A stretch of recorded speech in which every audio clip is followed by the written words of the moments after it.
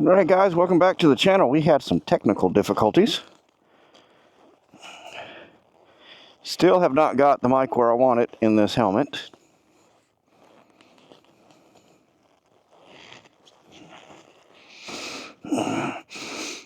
Also, still haven't figured out a good mount for the 360 camera on this bike. But we're trying things.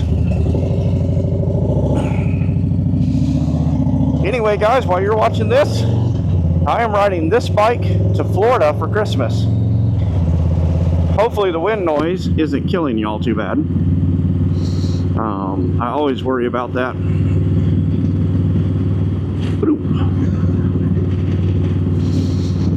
But it's a nice day. It's about 49 degrees. It's cloudy again. We're supposed to have a nice few days. I am going to be taking this to Florida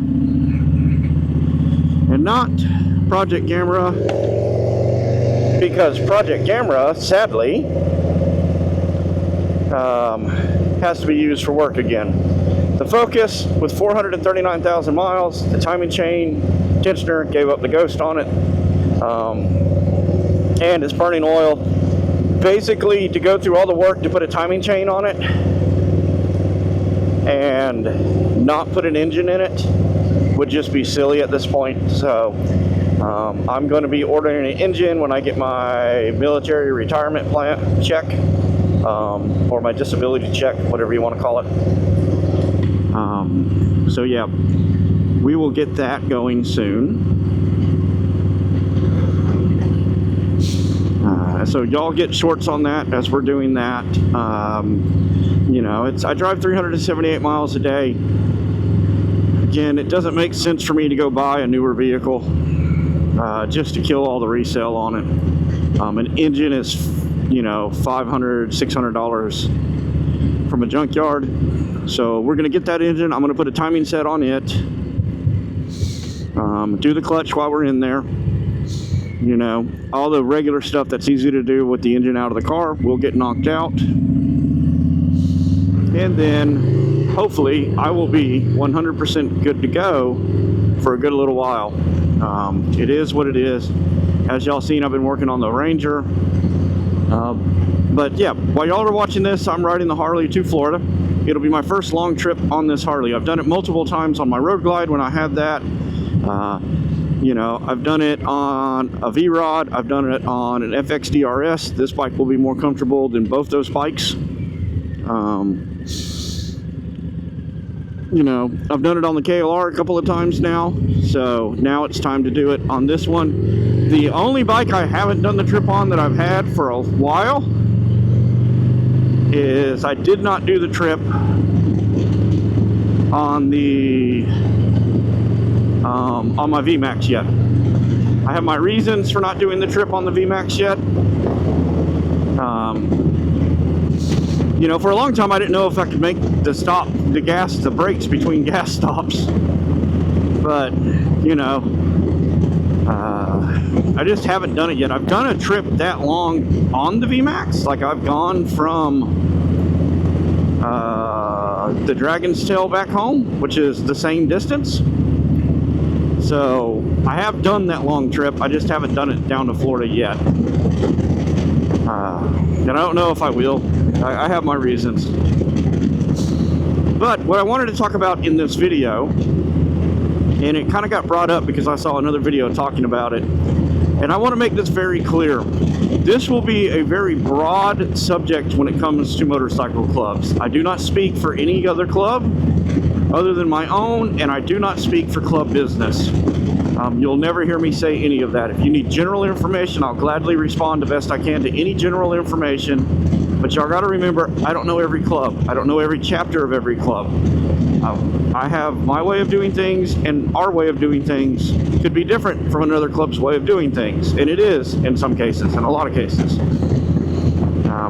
So, with those caveats in mind, the question comes out, you know, how do you feel about the Indian motorcycles coming into motorcycle clubs? So personally, I don't care. Ride whatever you want to ride. The original motorcycle clubs were so full of Harleys because when they got back from World War II, the Harleys were surplus. You could buy them super cheap. So they were buying these bikes. A lot of people were buying the bikes they rode during the war.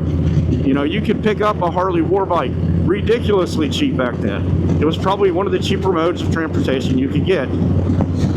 Then as they're riding around with their buddies and making the bikes faster and working on the bikes, and they're finding that camaraderie they'd lost from coming back from the war, because you got to remember, we didn't know what PTSD was back then. We called it shell-shocked.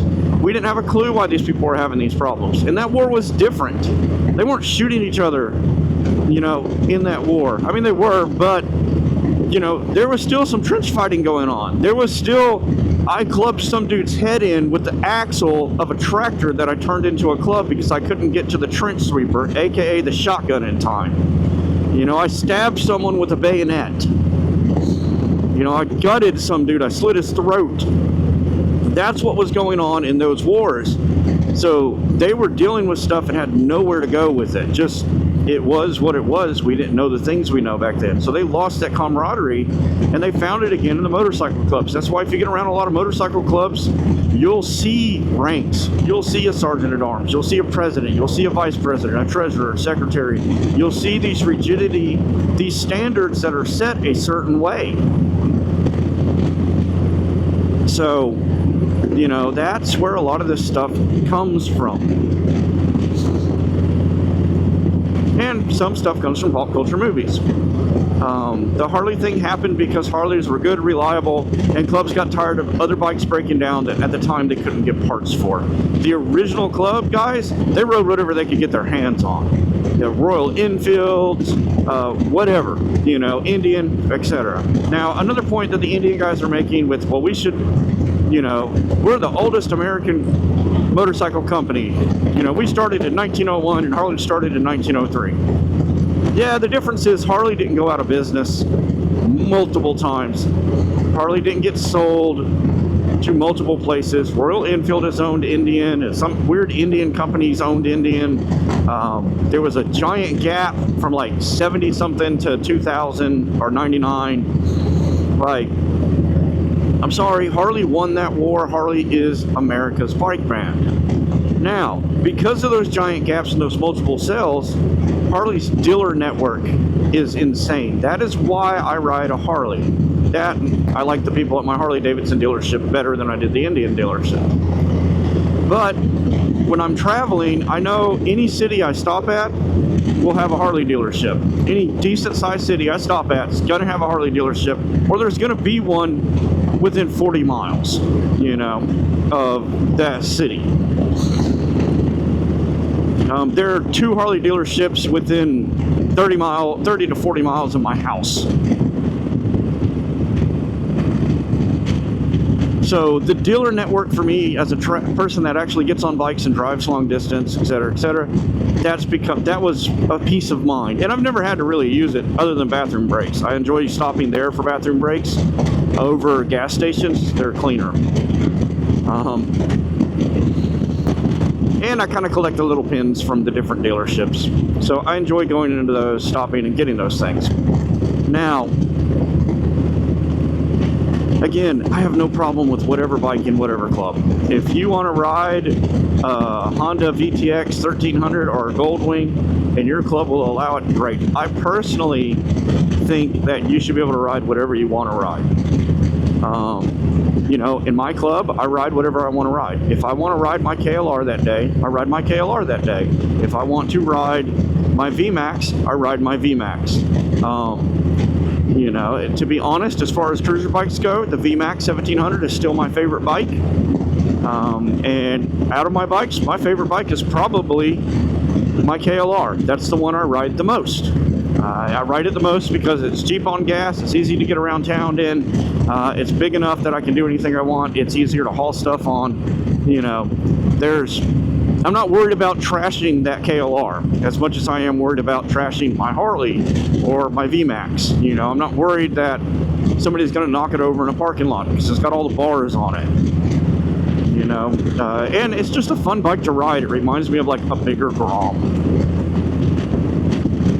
So, you know, now that you got a little bit of history on why clubs are the way they are and this, that, and the other, you know, let's talk a little bit about Harley's failure at marketing. And the big failure with marketing is Harley tried to overcorrect. For a long time, they were the biker brand, they were the, you know, the bitch fell off brand, that kind of situation, and it's kind of intimidated people. And you get these shows like Sons of Anarchy and these movies where they're showing the outlaw bikers and them like having shootouts all over the place, and you know, just stupid stuff. It's a movie, guys. It's not 100% reality. Yes, there are bad people in every club. Well, not every club, but in a lot of clubs.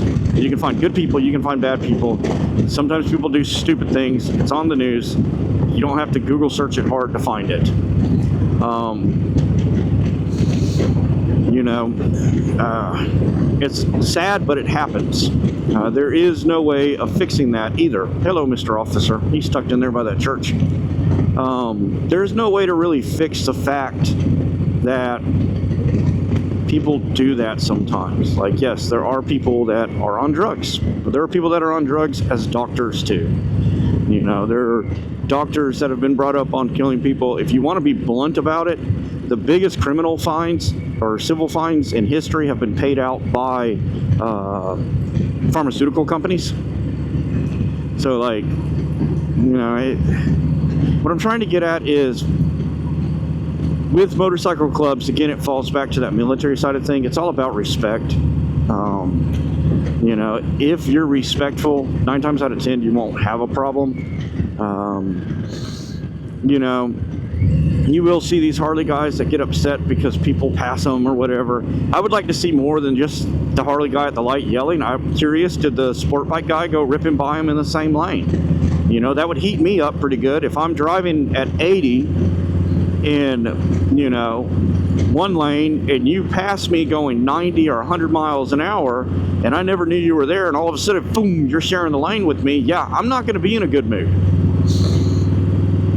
If I catch you at that light, I'm probably going to be like, hey man, like, if you want to pass me, that's cool, pass in the other lane. Don't pass beside me, because what if I'm in my lane, I may move. There may be something in the road in front of me. You're coming up at 100 and I do like this. I didn't transfer lanes. I'm still in the full lane. I just moved from 1 to 2 position, and all of a sudden I get rear-ended by somebody on a sport bike doing 100 plus, you know, and it's not, you know, so I do wonder. Yeah, now, I'll fully admit, they may have just found an asshole. As far as passing the full pack of bikes, our concern with that is if we start to get over. You know, that's why it's like, best pull up a little bit, see what they're doing. Usually someone in the back will either escort you by or wave you by if we're going to be going straight for a little ways.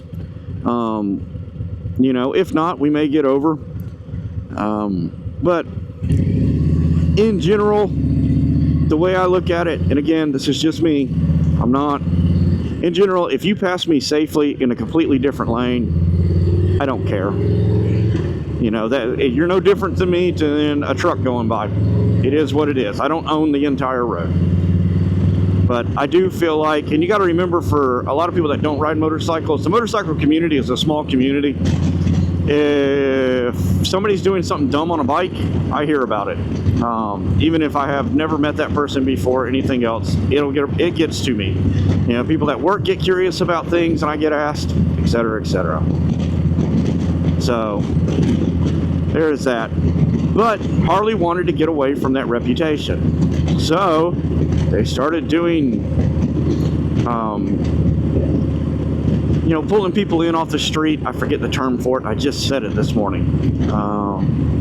Focus groups. They started doing focus groups. They went to these cities and they pulled in all these people.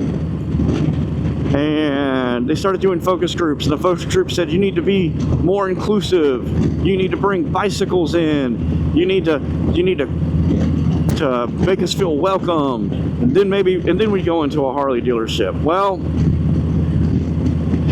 it didn't work. And all Harley did was make themselves look like a hipster fashion show on all their stuff, and they got nothing to show for it. All the new bikes they brought out that weren't based off their old bikes flopped, except for the Pan America.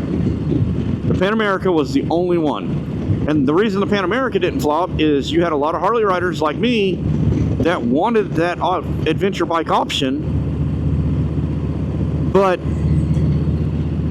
you know, they wanted a Harley. So that's why it's done so good. A great example of this is Harley then looked out their little window and said, hey, all these guys are putting street tires on the Pan America and they're making stunt bikes. I got an idea. Let's sell a Pan America ST. Let's sell a sport bike Pan America, because that's what people say they want. So they just put street tires on a Pan America and said, come get it. And it's not selling, at least not in my club, or not around my stuff. And everybody I've talked to, when I go, if you're buying a Pan America, are you getting that or are you getting the one with the knobbies? They're like, we're getting the knobbies. Like, that's dumb. We can always just buy wheels and tires and put it on our knobbies and then have the option to do both. You know? Hardly people wanted the Bronx. They didn't want a Pan America with street tires that you're going to turn and call a sport bike. Like, yes, people are stripping them down and racing them because they sit up tall and they have higher lean angle, etc., etc.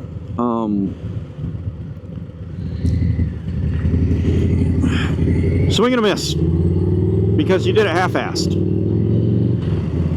You know, just like I told your marketing rep about 4 years ago when I was doing the bike thing specifically on YouTube as the cruiser guy, and I was trying to show people how cool cruisers could be and show them that, yeah, we'll get out on a twisty road and drag our pegs and our floorboards off, and we'll do these things before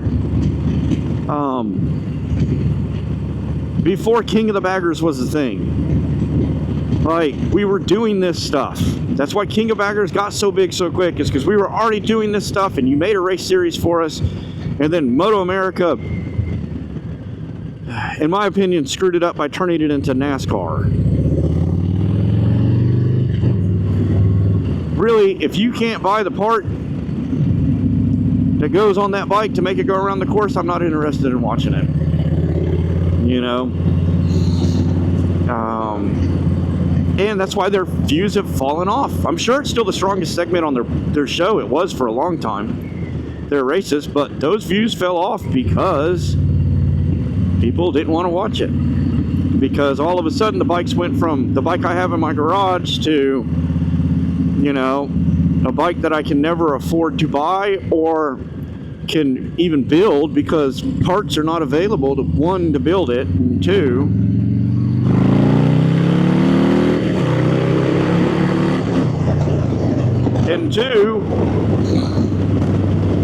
you know, it is what it is.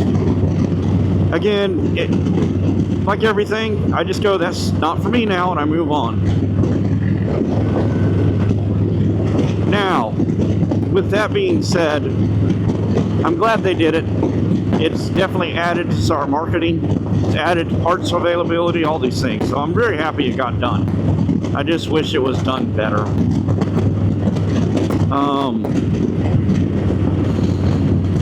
Yeah, that threw me off. But anyway, Harley's marketing company has just been crap for years now. And I said it to the dude back then. I said, what you need to do is you need to take the Sportsters, and this was before the new Sportster, it was the old Sportster. You need to give it to some stunt guys, and you need to let them stunt it out, because they're doing that already. There's videos of them doing wheelies all over the place and stuff like that. Give it to some of these top-line Sportster guys, and throw a video of the dude riding a wheelie down the street and all the sport bike guys at a gas station cheering at him. You know? Show these bikes built up and ripping around canyons and corners. Show these bikes, you know, doing this stuff. You need to stop marketing your live wire as, you know, Harley's electric motorcycle and market it as Harley's sport bike, because you're not going to give us the Bronx anyway. And because it'll sell, it won't sell as well because it's a different demographic of buyer coming to a Harley dealership. So hey, The live wire is not going to sell to a certain demographic of Harley no matter what you do. So, you know, call them.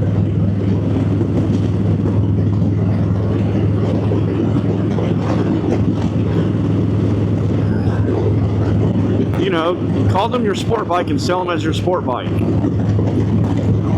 And, you know, you need a liquid-cooled big bike.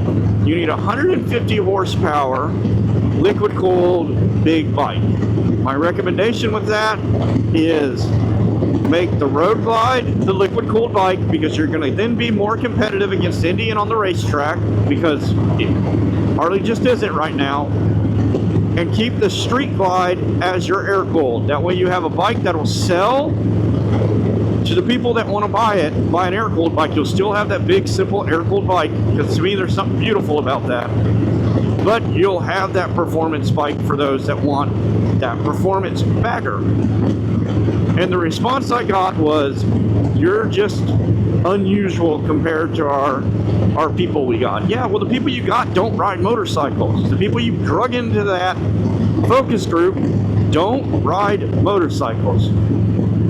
Half of them probably don't have a driver's license. You didn't go out and your first question was, do you currently own or ride a motorcycle? And if they went, yes, what do you ride? And if they go, oh, we ride a Honda, we ride this, we ride that, cool, we would like to talk to you, come in, answer these questions for us. If they go, no, I don't, and you go, would you think about getting a motorcycle? And they go, no, it's too dangerous.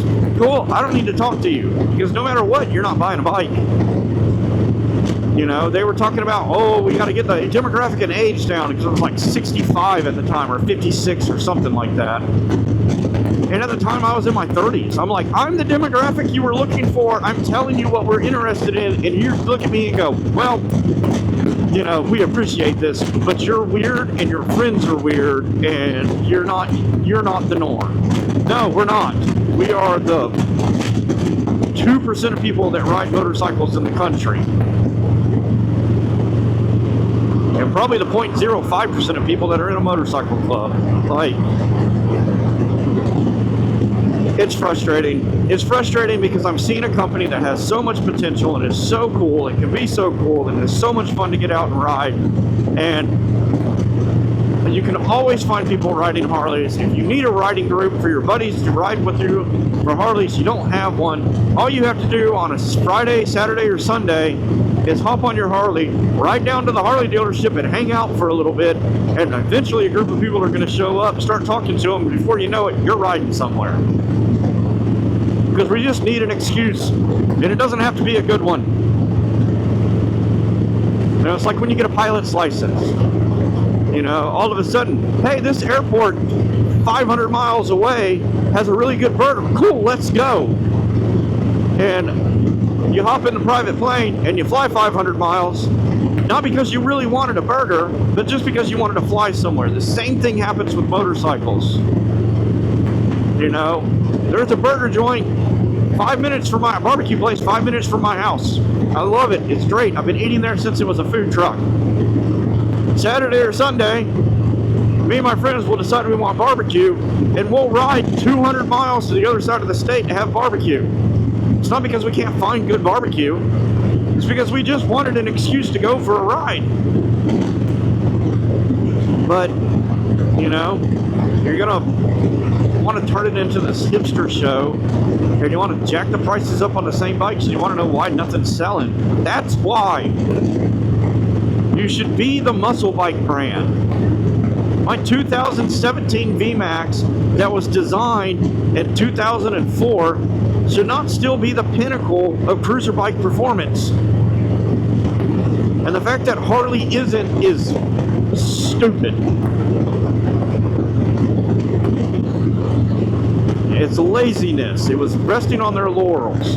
It wasn't sticking with anything for longer than a few weeks, a couple of years, if it didn't just immediately become a seller and going, well, that's obviously not what people wanted. Look at your V-Rod. And then turn around a few years after you get rid of it, make the new Sportster that's liquid cooled, and have an announcement talking about all the new great stuff that you put on it. And one of them being, we had the great idea to put the gas tank under the seat. And that's never been done before. Did you forget you made a V-Rod? And I still don't understand why the Lowrider ST doesn't have the Sportster S dash. That nice liquid crystal display dash, LCD dash, that has built-in navigation when it connects to my phone. On a bike that costs $10,000 more than the fucking Sportster S. Probably not $10,000 more, but like, no, I get this little dinky thing, and then when you redo it to the big one that looks even uglier on the bike, it's just a regular analog dash, and I got to figure out how to mount a phone if I need to go somewhere where I don't know where I'm going. Sorry, guys. I will end my rant here soon. It's so frustrating to me. You know, you want to know why Indian is catching up? It's because they're listening to their customer and they're building cool shit. And I hope Indian catches up. I hope it pushes Harley to do better. I'm a very staunch libertarian. If you're not building cool shit, if you're not making it, sorry if you go out of business. You should have listened to your customers. You shouldn't get a bailout. You shouldn't get a bailout from the government and then be able, and at the same time turn around when you file the bankruptcy and get the bailout and kill off the pension of the people that worked for you for 30 and 40 years when you gave a pension, and take their medical care, and then them having to work at 70 years old every day because you took all their stuff that you promised them when they worked for you for 30 years.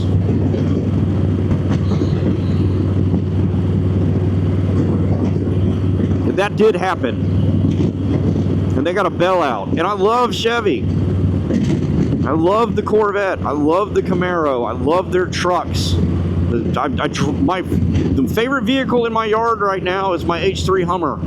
That's a Chevy product. Like, it's not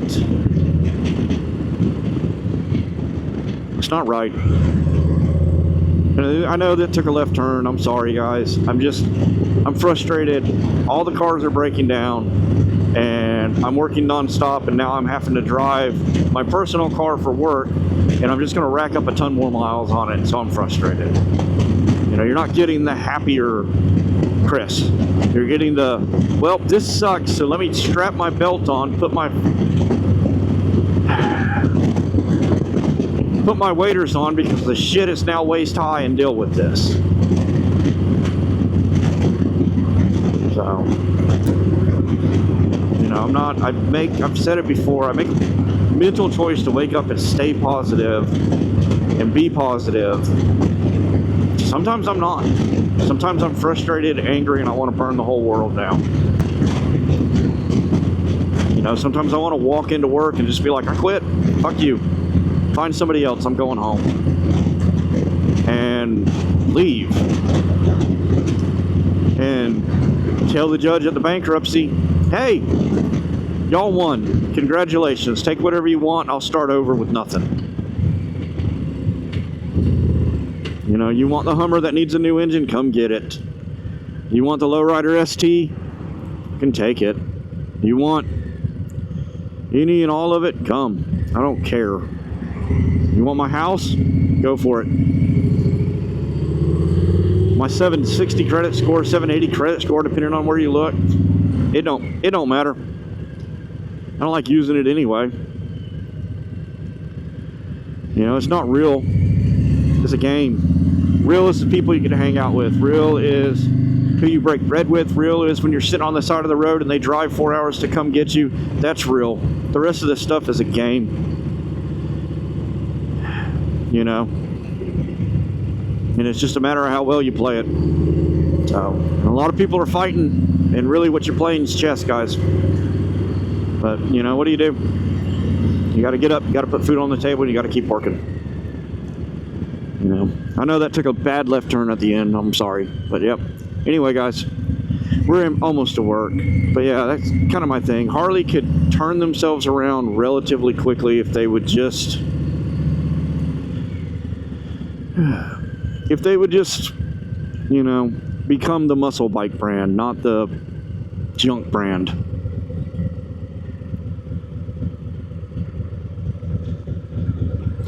Or not the junk brand, but not the, they can't be the hipster brand. You're going to fail if you're the hipster brand. If you become the hipster brand, you fail. And you don't believe me? You know, look and see how good Royal Enfield's doing. Look and see how good a lot of these other bike companies that are the hipster brands are doing. They're not. So, you know, you got to stay true to who you and what you are. And who and what you were was a muscle bike company, an American company that was about riding. And as far as clubs go, and I've said this before, I'll say it till the day I put me in the ground. The bike doesn't make the patch. The patch doesn't make the person. The person makes the patch. That's what makes a club is the people. And that's what I believe. So, again, ride whatever you want to ride. I'll wave at you every time. You will never hear me badmouth another club on this channel. You may hear me get mad at a person, but you'll never hear me badmouth another club. It's not worth it. It just causes friction that doesn't need to be there. You know, different strokes for different folks. So, and really at the end of the day, we should all be loving the road and sharing the road the same as far as motorcycles go. You know, I'm happy when I see another motorcycle. I don't care what you're on. You know, I wave to scooters. So you're out here, you're doing the thing. And that guy on that scooter, with me being friendly and waving to him, now maybe he might go into a Harley dealership and decide he likes that bike and get that big bike. It may start him on a whole another path. It may save his life like motorcycles did mine. So anyway, guys, I'm at work. I got to get in there. But I love y'all. I hope y'all are having a great day. Hope y'all having a better one than I am. And remember, life's an adventure. Get out there and live it.